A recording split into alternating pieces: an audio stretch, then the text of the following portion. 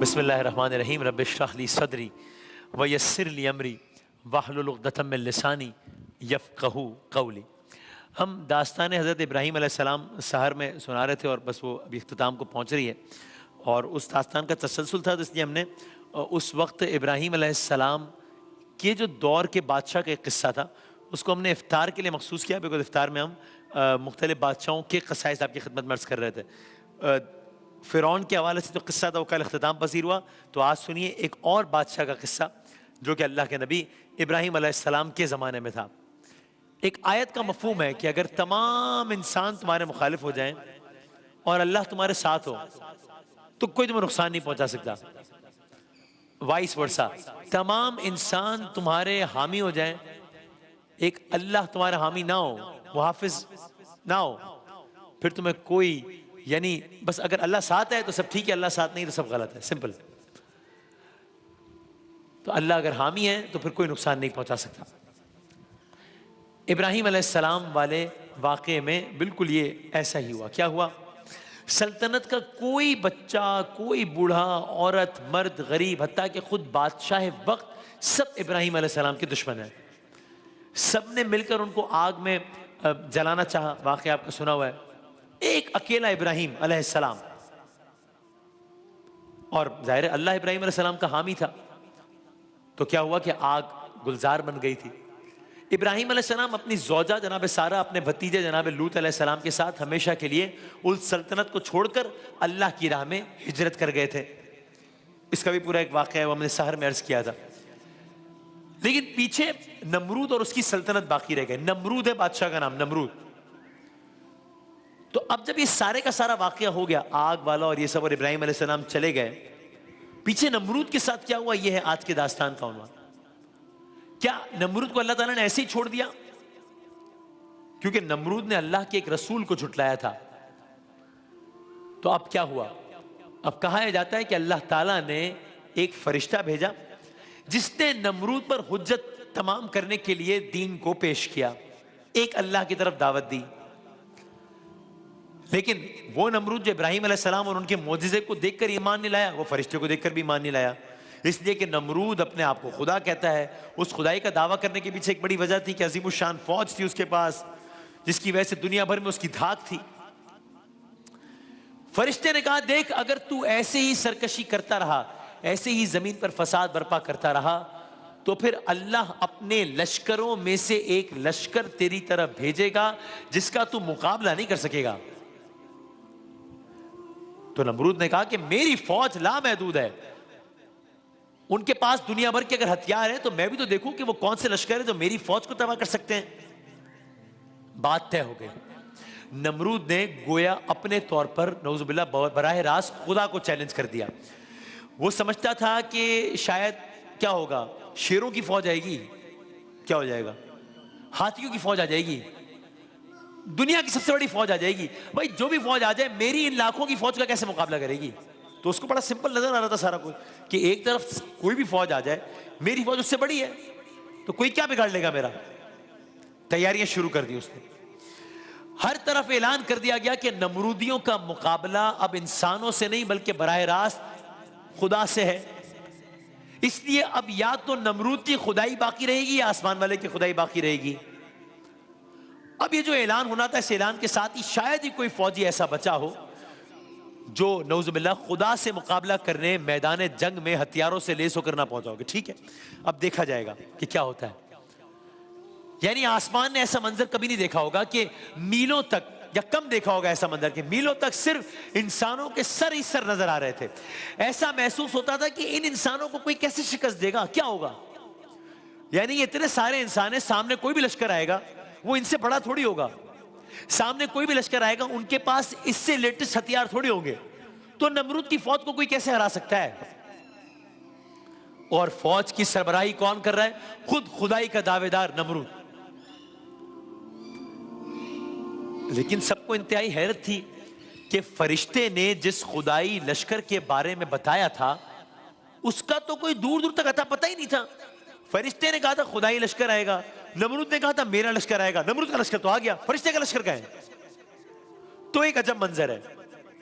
कि नमरूद को जहां यकीन है कि अब मेरी जीत पे कुछ लम्हात ही रह गए, सामने तो भाई कोई लश्कर अगर आएगा, लाखों का लश्कर होगा, उसके आने का पता तो लगेगा ना कि जी अब लश्कर आना शुरू हुआ है, ये लश्कर का पहला आदमी, दूसरा आदमी। लश्कर तो नजर ही नहीं आ रहा और नमरूद का लश्कर ये नजर आ रहा है। वक्त गुजरता चला गया, फौज को अपनी फतह का यकीन होता चला गया कि नऊजुबिल्लाह उनको ये लगाओ शायद कि आसमानी खुदा ने शायद मुकाबले पर आने से इनकार कर दिया है। तो बस अब क्या हुआ, हर तरफ फतह के नकारे बजने लगे, इसलिए कि अब जमीन और आसमान में नमरूद के अलावा उनको किसी की खुदाई नजर नहीं आ रही थी। अचानक इस सारे मंजर के दौरान अचानक लश्कर ने देखा कि कोई बादल नुमा कोई चीज आ रही है या बादल उठ रहे हैं। अचानक मंजरनामे में कुछ तब्दीली महसूस हुई, अचानक रोशनी अंधेरे में बदलना शुरू हुई। इस तरह रोशनी का अंधेरे में बदल जाना ये तो मामूल की बात थी, लेकिन जिस रफ्तार से ये अंधेरा या बादल या अंधेरा नुमा चीज फौज की तरफ बढ़ रहे थे, इसमें उनमें कुछ इस्तिराब पैदा हुआ कि ये क्या हो रहा है, ये क्या मामला है। ये अचानक रोशनी अंधेरे में बदल गई, ये अंधेरा हमारी तरफ बढ़ रहा है, ये क्या हुआ। लेकिन उनके वहमो गुमान में भी ये बात नहीं थी कि ये कोई खुदाई लश्कर होगा जो उसने भेजा है। और फिर क्या हुआ, फिर ये बादल अजीब सी भिनभिनाहट के साथ उन पर छा गए। फिर क्या हुआ, फिर यकबारगी वो बादल जो बज़ाहिर बादल लग रहे थे नीचे आना शुरू हो गए।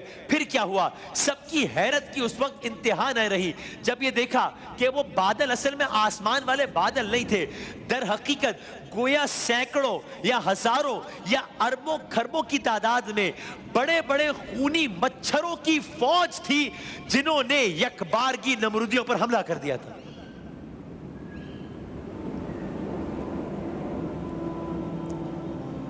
यानी एक अजब मंजर हो गया कि इधर नमरूद की फौज तैयार खड़ी है, अपने हथियार लेकर तैयार खड़ी है, दावे कर रही है गोया कि कौन है जिसमें मजाल है कि हमारा मुकाबला करे, आओ सामने आओ, कौन सा लश्कर हमारे सामने आएगा, कितने लोगों का लश्कर हमारे सामने आएगा, कितना तलवारों से लेस लश्कर हमारे सामने आएगा। सामने आया कोई इंसानी लश्कर नहीं आया, सामने आया कोई दरिंदों या वहशी जानवरों का लश्कर नहीं आया, सामने क्या आया, खूनी मच्छरों की एक फौज थी जो सामने आई, जिन्होंने यकबारगी नमरूदियों पर हमला कर दिया। मच्छर बजाहिर एक मच्छर, बजाहिर कुछ मच्छर क्या बिगाड़ लेंगे नमरूद की फौज का, लेकिन ये मामला ऐसा नहीं था, ये अल्लाह ताला की तरफ से मामला था। तो फिर क्या हुआ, यकबारगी नमरूदियों पर हमला किया।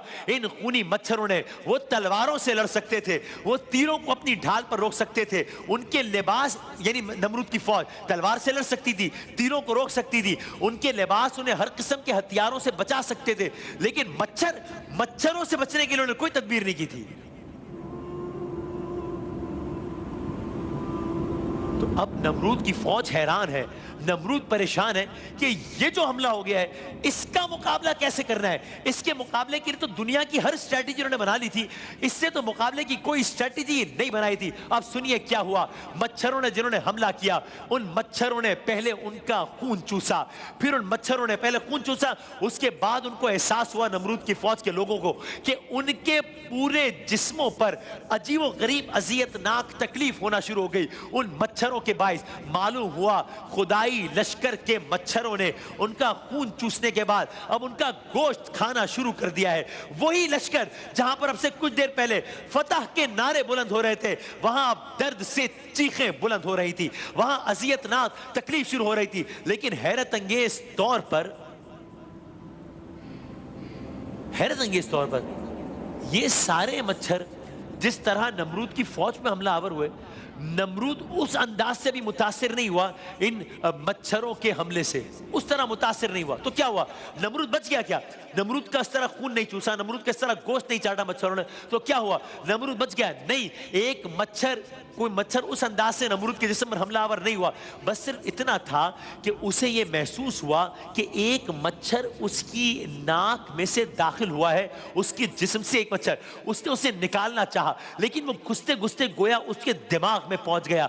बस नमरूद ने अपने खुदाई के निगहबान फौजियों को अपने सामने गोश्त के लोथड़े और फिर हड्डियों का ढांचा बनते देखा। वो शदीद खौफ और दहशत में मैदान जंग से भाग गया, भागकर अपने महल में आ गया। उसे पता नहीं था, हो सकता है उसे पहले लग रहा हो कि शायद मेरी बचत हो गई, उसे नहीं पता था कि वो अपने साथ अपने दिमाग में खुदाई फौज के एक मच्छर को ले आया है। बस उस मच्छर ने आहिस्ता आहिस्ता उसके दिमाग को खाना शुरू किया। अब नमरूद एक अजीब गरीब कैफियत में है। एक मच्छर है जो आहिस्ता आहिस्ता उसके दिमाग को खा रहा है। अब उसे मालूम हुआ कि उसके फौजी, वही फौजी जिनके बारे में अब तक देखकर उसे दहशत हो रही थी, वहशत हो रही थी कि उसका क्या अंजाम हुआ, अब उसे ये लग रहा है अरे ये फौजी तो खुशकिस्मत थे। क्यों ये फौजी खुशकिस्मत क्यों थे? इन फौजियों का तो खून निचोड़ लिया मच्छरों ने। कहा नहीं, वो फौजी तो खुशकिस्मत थे कि यकबारगी मारे गए, लेकिन ये मच्छर तो इसके दिमाग को दिन रात चाटता रहा। महल नमरूद की चीखों से गूंजता रहा। वो जितनी जोर से, एक अजब मामला था, नमरूद जितनी जोर से दीवार पर सर मारता था उसे उतना सुकून मिलता था। कुछ जगहों पर यह भी आया, उसने कुछ जूते मारने वाले, कुछ लोगों को जूते मारने वाले रख लिए जो मुस्तकिल उसके सर पर जूते बरसाते जाते थे, तब उसको जाकर सुकून आता था। खुदावंद ताला को चैलेंज दिया था ना, ये कहा था ना कि ये लाखों की फौज है, इन लाखों से बड़ी फौज कोई ला सकता है तो लाए। ये अरबों का हथियार है, अगर मैं आजकल की जबान में कहूं, आजकल की करेंसी में कहूं, ये अरबों रुपए का हथियार है। इसके मुकाबले में कोई हथियार ला सकता है तो लाए। एक मच्छर ने उसकी जिंदगी अजाब कर दी। और अगर आपको यह लग रहा है कि फौजियों की तरह नमरूद भी 1 हफ्ते या 10 दिन में अपने अंजाम को पहुंच गया इस तकलीफ से गुजरने के बाद, तो आपको गलत लग रहा है।